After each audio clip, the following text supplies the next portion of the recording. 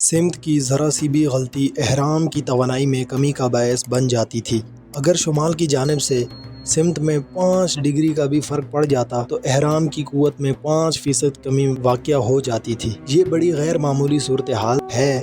اس کے جواب کی جستجو میں روزنبرگ نے کہا، شاید کبھی ہم اپنے رہائشی مکان بھی احرام کی شکل میں بنانے لگیں اور اس طرح ان میں زیادہ آرام اور فائدہ مند ماحول میسر آنے لگے۔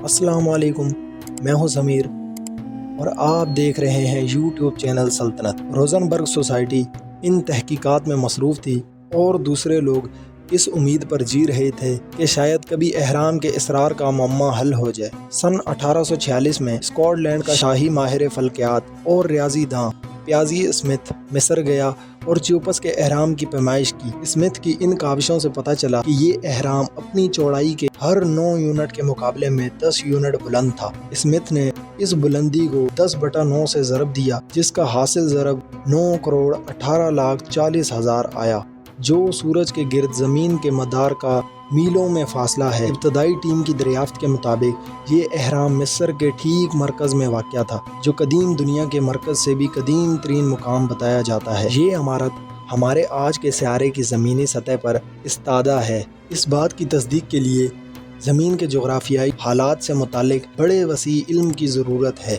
اس حیرت انگیز احرام کی تعمیر کا مشاہدہ کرنے کے لیے آج تک سیاحوں کی ایک نہ ختم ہونے والی قطار لگی ہوئی ہے۔ سائنسداں اور سیاح دونوں ہی اس احرام کے معماروں کی غیر معمولی درستگی اور تناسب دیکھ کر پریشان ہوئے بغیر نہیں رہتے۔ مثال کے طور پر دروازوں کی کھڑکیوں کی چوکھٹوں میں لگائے گئے پتھر اس اعلیٰ مہارت سے لگائے گئے ہیں کہ 75 انچوں کے بعد کہیں جا کر ان کی سیدھ میں 1 انچ کے 100ویں حصے جتنا فرق آیا ہے۔ ابتدائی دور کے ایک محقق ولیم ایف پیٹری کا کہنا ہے کہ محض ان پتھروں کو اس ٹھیک انداز میں چن دینا ہی بڑی حیرت انگیز بات ہے، جبکہ اس دور کے معمار اپنے تمام تر سائنسی آلات و امداد کے ساتھ ایسی نفاست اور درستگی حاصل کرنے سے قطعی قاصر تھے۔ احرام کے معماروں کو یقیناً ایک انتہائی طاقتور سیمنٹ کا بھی علم تھا۔ ہزاروں سال سے تپتے صحرا کی دھوپ اور گرم ہوا کے جھگڑوں کا سامنا کرتے ہوئے چوکھٹوں کے پتھر تو کہیں سے ادھڑ گئے ہیں، مگر انہیں ایک دوسرے کے ساتھ جوڑنے والے سیمنٹ پر آنچ تک نہیں آئی ہے۔ ذرا آج کے دور میں اس سیمنٹ کو ہائی ویز کی تعمیر میں استعمال کرنے کے بارے میں سوچیں۔ روزنبرگ نے کہا، اگر ہمیں اس کا وہ گمشدہ فارمولہ مل جائے تو ہماری سڑکیں 1000 سال تک بھی ٹوٹ پھوٹ کا شکار نہ ہوں۔ آج کے انجینئر 13 ایکڑ کے رقبے پر پھیلی ہوئی عمارت کی تعمیر میں سمتوں کا اس قدر صحیح اندازہ برقرار نہیں رکھ سکتے۔ اس دور کے انجینئر یقیناً جیومیٹری اور علم مثلث کے علوم سے بھی واقف تھے۔ اس کی پیمائش سے پتہ چلتا ہے کہ اس احرام کی تعمیر میں پائی اور ریاضی کی دوسری اقتدار کا استعمال بھی کیا گیا ہے۔ تاریخ دانوں کا دعویٰ ہے پائی اور ایڈوانس ریاضی کے دیگر تصورات و اقتدار مصر میں احرام کی تعمیر کے 1000 سال بعد پہنچتے تھے۔ ایک ماہر مصریات کا کہنا ہے کہ احرام کی تعمیر میں ان پیمائشوں اور اقتدار کی موجودگی محض ایک ارتقائی امر کے سوا کچھ بھی نہیں ہے۔ احرام کے محققین نے احرام کی تعمیر سے متعلق ریاضی کے قوانین کی جلدوں کی ڈھیر لگا دیے ہیں۔ اس تعمیر میں ہمارے سیارے کا محیط کئی اشاریہ کے نیچے تک، 1 سال کی پیمائش اور لمبائی، روشنی کی رفتار، زمین کی کثافت، کشش، ثقل، ایکلیریشن وغیرہ بھی شامل ہیں۔ ان میں چند ایک پیمائش ہمارے خلائی پروگرام کی مدد سے ثابت بھی ہو چکی ہے۔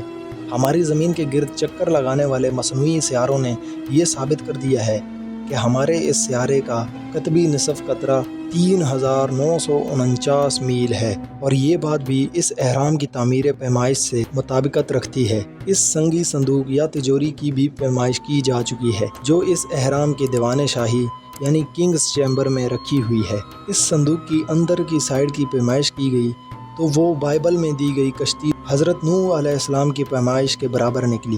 ممتاز مذہبی علماء کا خیال ہے کہ کشتی نوح کسی زمانے میں اس احرام کے اندرونی حصے میں ہی رکھی گئی تھی۔ کئی برسوں کی ہٹ دری کے بعد سائنسداں آخر کار یہ تسلیم کرنے لگے ہیں کہ اس احرام سے بے شمار اسرار وابستہ ہیں۔ ایک مشہور ماہر مصریات بائنک زاوا نے چیکو سلاواکیہ کی حکومت کے لیے حال ہی میں ایک مقالہ لکھا ہے، جس میں بیان کیا گیا ہے کہ مصر کے یہ احرام خود پرست بادشاہوں کے مقبرے نہیں بلکہ قدیم دنیا کی سائنس، ٹیکنالوجی اور مذہبی علوم کے دائمی سنگی آثار و یادگار ہیں۔ ان اہرام کی پوشیدہ قوتوں اور اسرار کے بارے میں ذہن انسانی میں بے شمار سوالات پیدا ہوتے ہیں، جن میں سے اکثر ابھی تک تشنہ جواب ہیں، اور جن کے جواب مل بھی گئے ہیں وہ بھی قطعی ناکافی ہیں۔ بہرحال یہ حیرت انگیز تعمیرات ہمارے اجداد کا ہمارے لیے ایک بیش قیمت ورثہ ہیں، ایک ایسا ورثہ جو صدیوں سے پتھروں اور ریاضی کی زبان میں اپنی سرفرازی کی سرمدی داستان سنا رہا ہے۔ یہ سب دیکھ کر بائنک صاحبہ کو اپنے اجداد یاد آنے لگے۔ شاید قدیم دنیا کا ایک عظیم ترین عجوبہ ہمالیہ کی پہاڑی سلسلے کی ایک دور دراز وادی میں چھپا ہوا ہے۔ یہ ایک عظیم الشان دیو ہیکل اہرام ہے جو سفید جھلملاتے پتھروں کی دیواروں میں بند ہے، اور جس کی چوٹی پر ہیروں جڑا تاج جگمگا رہا ہے، جس کی کہانیاں صدیوں سے ایشیا کے داستانوں کی زبان پر ہیں۔ اس عجوبہ روزگار اہرام کا صحیح محل وقوع تو معلوم نہیں ہو سکا، تاہم دوسری جنگ عظیم کے دوران میں ایک امریکی ہوا باز نے ان پہاڑوں پر سے پرواز کرتے ہوئے اس کے مشاہدے کی خبر ضرور دی تھی۔ اس نے کہا تھا، میں جانتا ہوں اس سفید اہرام کی داستانیں بالکل سچی ہیں، میں نے خود اسے اپنی آنکھوں سے دیکھا ہے۔ نیو اورلینز سے تعلق رکھنے والے جنگ عظیم دوم کے ایک ہوا باز نے اپنی رپورٹ میں بتایا کہ کارگو جہاز اڑاتے ہوئے اس شخص نے اس عظیم پہاڑی سلسلے کی ایک وادی میں یہ حسین و حیرت انگیز عمارت دیکھی تھی۔ وہاں گمشدہ شہروں کے کھنڈرات بھی تھے اور اس ویرانے میں شکستہ عمارات بھی تھیں، مگر اہراموں نے ہمالیہ کے پہاڑی سلسلے کو ایک عجیب سی سریت کا حامل بنا دیا تھا۔ گاسمین جنگ عظیم دوم میں موت کی وادی پر سے اپنے کارگو جہاز میں محو پرواز تھا۔ یہ انڈیا اور چین کے درمیان بلند و بالا سنگی چٹانوں کا ایک 500 میل طویل سلسلہ تھا۔ اس جان لیوا فضائی آپریشن کا مقصد چینی فوجوں کو جاپانیوں کے خلاف برسر پیکار تھیں گنوں اور دیگر سامان کی سپلائی تھا۔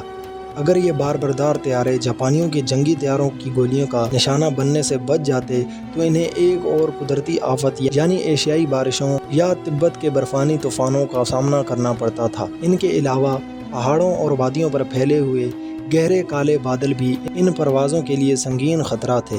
جنگ کے خاتمے کے بعد گاسمین نے اور کیا کیا بتایا اور ہمالیہ کے جنگلات میں چھپے اس پیرامڈ کی کیا حقیقت ہے، یہ سب ہم آپ کو بتائیں گے، لیکن ہسٹری آف پیرامڈ کے چوتھے ایپیسوڈ میں۔ اگر آپ کو ہماری یہ ویڈیو پسند آئی ہو تو ویڈیو کو لائک ضرور کر دیں۔